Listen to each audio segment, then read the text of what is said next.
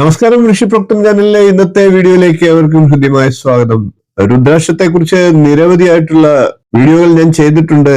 എന്നിരുന്നാലും പ്രേക്ഷകരുടെ സംശയങ്ങൾ വീണ്ടും വീണ്ടും ആവർത്തിക്കുകയാണ്.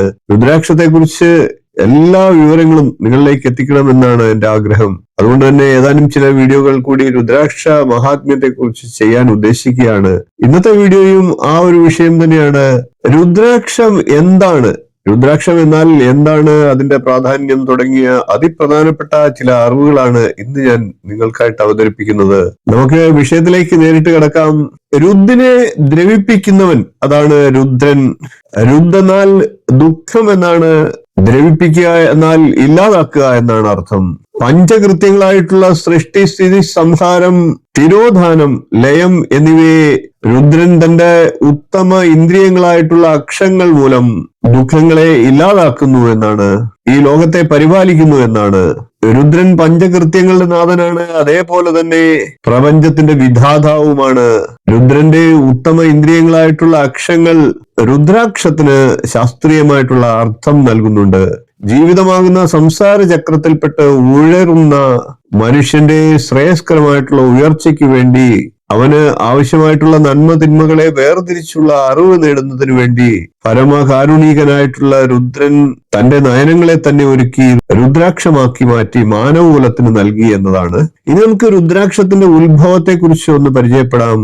പണ്ട് ത്രിലോകങ്ങളെയും വിറപ്പിച്ച് സംഹാര താണ്ഡവമാടിയ ത്രിപുരാസുരന്മാരെ വധിക്കുന്നതിനായിട്ട് 1000 സംവത്സരക്കാലം പരമശിവൻ കണ്ണിമ ചിമ്മാതെ കാത്തുനിന്നതായിട്ടാണ് പുരാണങ്ങൾ പറയുന്നത്. ത്രിപുരാസുര വധത്തിന് ശേഷം കണ്ണു ചിമ്മിയ രുദ്രന്റെ പരമശിവന്റെ നേത്രത്തിൽ നിന്നും തെറിച്ചു വീണ കണ്ണുനീർ തുള്ളികളാണ് രുദ്രാക്ഷ വൃക്ഷമായി മാറിയത്. അവയിൽ നിന്ന് 38 പ്രകാരത്തിലുള്ള രുദ്രാക്ഷങ്ങൾ ഉണ്ടായി. സൂര്യനേത്രങ്ങളിൽ നിന്ന് 12 തരവും സോമനേത്രങ്ങളിൽ നിന്ന് 16 തരത്തിലുമുള്ള രുദ്രാക്ഷങ്ങൾ നിർമ്മിതമായി എന്നാണ്. അതേപോലെ തന്നെ 10 തരത്തിലുള്ള രുദ്രാക്ഷങ്ങൾ തൃക്കണ്ണിൽ നിന്നാണ് നിർമ്മിതമായത്. ശിവഭഗവാന്റെ വലത്തെ കണ്ണ് തന്നെയാണ് സൂര്യൻ, ഇടത്തെ കണ്ണ് ചന്ദ്രനും. ഒരു രുദ്രാക്ഷത്തിന്റെ കായ്ക്കുള്ളിലായിട്ട് ഒരു വിത്താണ് കാണപ്പെടുന്നതെങ്കിൽ അതിന് ഏകമുഖ രുദ്രാക്ഷം എന്ന് പറയും. 2 വിത്താണ് കാണപ്പെടുന്നതെങ്കിൽ 2 മുഖ രുദ്രാക്ഷം എന്ന് പറയും. ഇത്തരത്തിൽ 21 മുഖങ്ങൾ വരെയുള്ള രുദ്രാക്ഷങ്ങളുണ്ട്. രുദ്രാക്ഷ കായ്ക്കുള്ളിലെ വിത്തിന്റെ എണ്ണത്തെ അനുസരിച്ചാണ് മുഖങ്ങൾ പറയുന്നത്. വിത്തിന്റെ എണ്ണം കൂടുന്തോറും ഗുണഫലവും കൂടും, അതിന്റെ ശക്തിയും കൂടും എന്നാണ് വിശ്വാസം. എന്നാൽ ഏകമുഖ രുദ്രാക്ഷമൊക്കെ അപൂർവമായതുകൊണ്ട് തന്നെ അതിന് അതീവ ശക്തി കൈവരുന്നതായിട്ടും കാണുന്നുണ്ട്. രുദ്രാക്ഷം എന്താണ് എന്നുള്ള ചോദ്യങ്ങൾക്ക് ഏകദേശം നിങ്ങൾക്ക് ഒരു മറുപടിയായി എന്ന് വിശ്വസിക്കുന്നു. രുദ്രാക്ഷത്തിന്റെ അറിവ് തുടർന്നുള്ള ദിവസങ്ങളിലും നൽകുന്നതാണ്. രുദ്രാക്ഷത്തെ കുറിച്ച് പറയാനാണെങ്കിൽ ഒരു വീഡിയോയിൽ തന്നെ മണിക്കൂറുകളോളം സംസാരിക്കേണ്ടിയിരിക്കുന്നു. അതുകൊണ്ട് തന്നെ ചെറിയ ചെറിയ വീഡിയോകളിലായിട്ട് നിങ്ങളിലേക്ക് എത്തിക്കുകയാണ്. രുദ്രാക്ഷത്തെ കുറിച്ച് ഇനിയും ഏറെ അറിവുകളുണ്ട്.